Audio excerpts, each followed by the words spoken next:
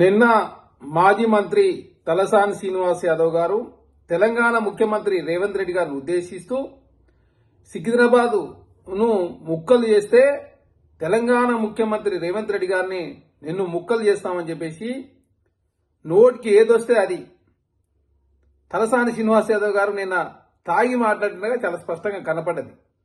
వారి వ్యాఖ్యలను తీవ్రంగా ఖండిస్తూ తెలంగాణ రాష్ట్రంలో కాంగ్రెస్ పార్టీ అధికారంలోకి వచ్చిన తర్వాత హైదరాబాద్ కావచ్చు, గ్రేటర్ హైదరాబాద్ కావచ్చు, హెచ్ఎండిఏ లిమిట్స్ కావచ్చు, లేదు గ్రామీణ స్థాయి వరకు తెలంగాణ రాష్ట్రంలో కాంగ్రెస్ ప్రభుత్వం ఒక విజన్ తోటి ముందుకు పోతా ఉంది. దానిలో భాగంగానే మల్కాయిరి పోలీస్ కమిషనరేట్ ఏర్పాటు చేసుకున్నాం.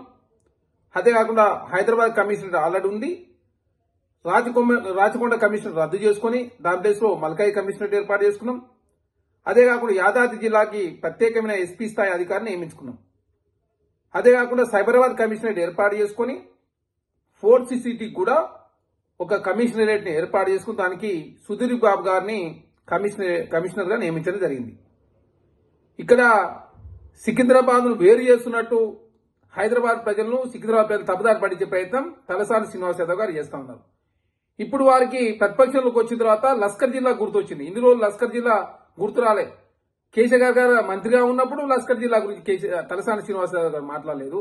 కనీసం తలసాని శ్రీనివాస్ యాదవ్ గారు కేసీఆర్ గారు కలిసి సికింద్రాబాద్ ప్రాంతాన్ని లస్కర్ జిల్లాగా చేయండి అని చెప్పేసి కనీసం రిక్వెస్ట్ కూడా చేయలే. ఏనాడు ప్రెస్ మీట్ సమావేశం కూడా ఏర్పాటు చేయలే. కానీ ప్రతిపక్షంలో రాగానే లస్కర్ జిల్లా గుర్తొస్తుంది. ప్రతిపక్షంలో రాగానే సికింద్రాబాద్ ప్రత్యేక కార్పొరేషన్, మున్సిపల్ కార్పొరేషన్ ఏర్పడని చెప్పేసి హైదరాబాద్ సికింద్రాబాద్ పేరును తప్పుదారి పట్టించే ప్రయత్నం వారు చేస్తా ఉన్నారు. మరి మీరు అధికారులు ఉన్నప్పుడు ఏం చేశారు సార్? అధికారులు ఉన్నప్పుడు లస్కర్ జిల్లా గుర్తు రావాలా?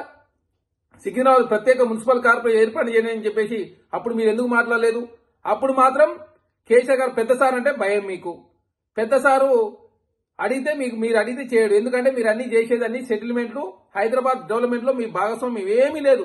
మీరు టీడీపీలో ఉన్నప్పుడు మంత్రిగా పనిచేశారు, కేసీఆర్ ప్రభుత్వంలో మంత్రిగా పనిచేశారు. హైదరాబాద్ కానీ సికింద్రాబాద్ ప్రాంతాన్ని కానీ మీరు చేసింది శూన్యం. మీ ఆయనలో హైదరాబాద్ మంత్రిగా ఉన్నారు కదా. మెట్రో ఒకనాడు భారతదేశంలో 2వ స్థానం హైదరాబాద్ మెట్రో. ఈ రోజు ఎందుకు 9వ స్థానం దిగజారిని ఏనాడన్నా మాట్లాడారా మీరు? కరోనా టైంలో 3,000 కోట్ల రూపాయలు ఇస్తానని చెప్పి కేసీఆర్ ఒప్పుకొని మెట్రోకి 900 కోట్ల రూపాయలు మాత్రం ఇచ్చి 2,100 కోట్ల రూపాయలు ఇవ్వకపోవడంతో ఎల్ఎన్టీ సంస్థ ఏకంగా రోడ్డు రవాణా సంస్థ వ్యాపారం నుంచి వెళ్ళిపోయింది కదా. మరి ఎందుకు మాట్లాడలే? హైదరాబాద్ మీద అంత ప్రేమ ఉంది కదా, మూసిని ఎందుకు పునరుజ్జీవం చేయండి అని చెప్పేసి ఎందుకు మాట్లాడలేకపోయారు మీరు? హైదరాబాద్ కాలుష్య కూరలు చిక్కుకుంటుంది. దయచేసి హైదరాబాద్ సంబంధించి మెట్రో విస్తరించండి. మెట్రోను విస్తరించినట్లయితే పబ్లిక్ ట్రాన్స్పోర్ట్ మెరుగైతుంది. దాని ద్వారా హైదరాబాద్ ప్రజలకు మంచి సౌకర్యాలు అందుతాయని చెప్పి ఎందుకు మాట్లాడలేకపోయారు మీరు? కంటోన్మెంట్ ను ఎందుకు జిహెచ్ఎంసీలో విలీనం చేయాలని చెప్పి ఆనాడు మాట్లాడలేకపోయారు మీరు?